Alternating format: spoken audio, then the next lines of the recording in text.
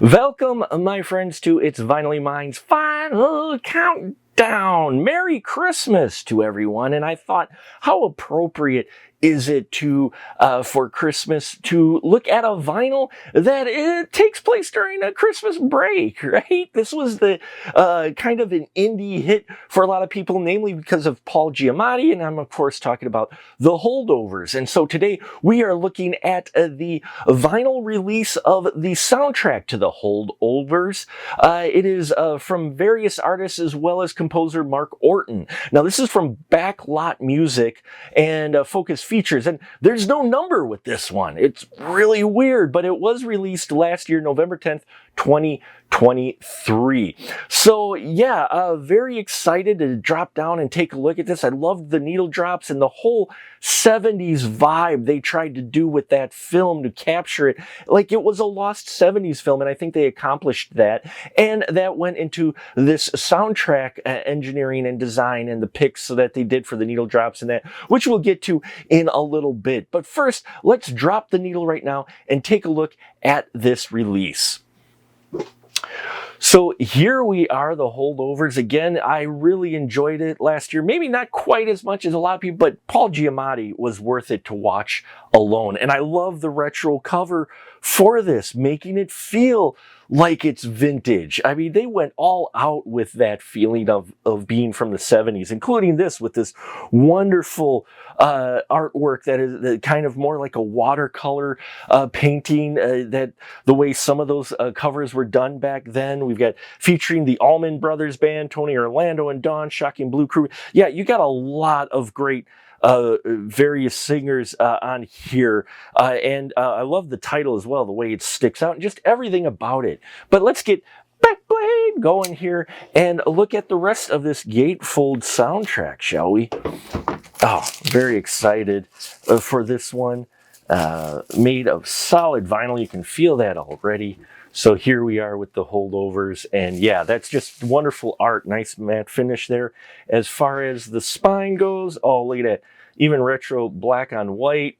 That font, very straightforward. And then the back here, we have some wonderful stills here from the production. Again, even with the font and the design of the logo, like here, the stereo long play, 33 RPM, suitable for mono. I mean, really, this does feel like a 70s released vinyl, you know, with the track listings. And I'm very happy they put the production stills on here as well of the various characters. Yeah, it's just, and down here at the bottom, even with the whole thing, yeah, you're very successful. Whoever designed the artwork and such for this release, done very well. And then the inside, oh man, look at this. This is awesome.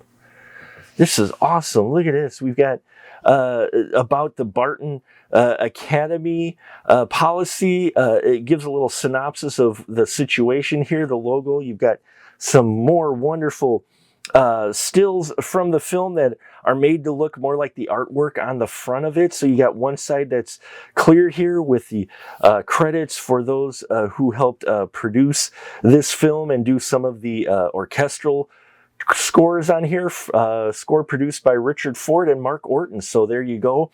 And then on the other side, we have even more production stills going on here, these time in black and white, still keeping with that vintage montage feel to it and capturing some key moments from the film. Now, as far as the vinyl goes, let's see what's inside here. Oh man, look at this.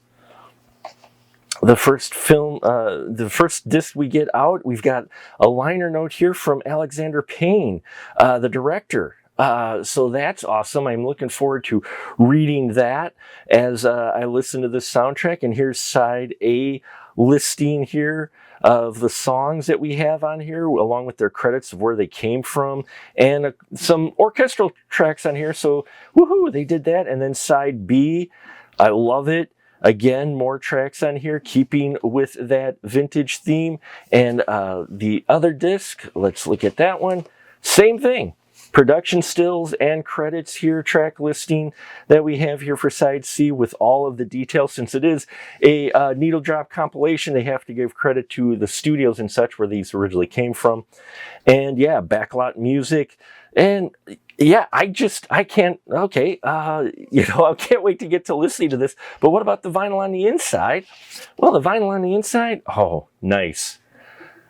70s style label on both sides here.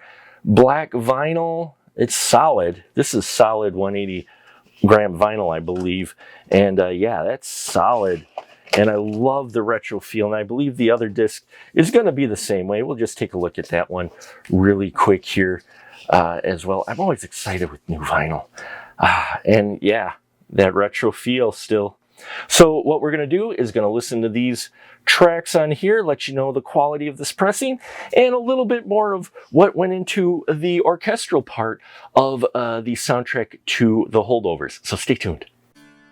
Hey everyone, looking for even more content? Then why not head on over to our Patreon page, patreon.com/specialmarkproductions, where we have 3 affordable tiers that will get you access to the conversation before the conversation of the spoiler room, get an exclusive VIP episode each month that you vote for the spoiler room, and you can also get early access to our videos and so much more. So head on over there, because the more we can do there, the more we can do here. And we are back, everyone. Yeah, so this is a wonderful, wonderful soundtrack that we have here.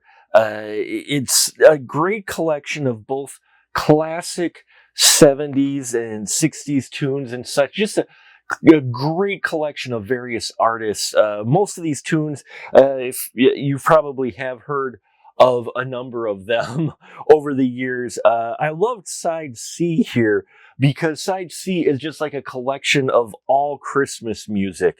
Wonderful tracks that took me back. And yeah, it's like this soundtrack is definitely made to be played during Christmas. Hence why I picked it to review today. So yeah, I dug every track on here as far as the original stuff from Mark Orton. All of it sounds just like it came from the 70s. Nursing Home, Drive to Boston is a great track on here. All of them are actually great. A very, not like very kinetic soundtracks, like, because there's not a lot of action. This is a heavy drama comedy set in during a time period, and that music reflects that, but it reflects it so well.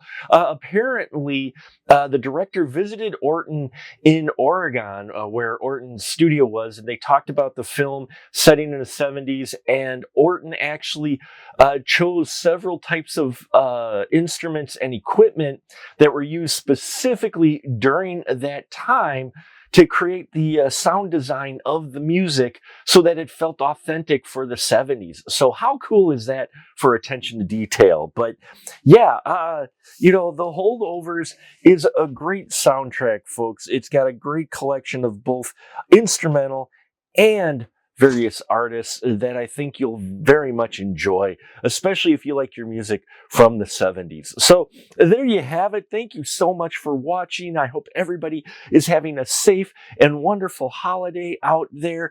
Thank you. I appreciate everyone coming and watching our show, even if it's just for a little bit. So don't forget to subscribe and like and all that here. And yeah, Merry Christmas and a happy holiday. And the Holdovers, it's vinylly mine, and I'll catch you on the flip side.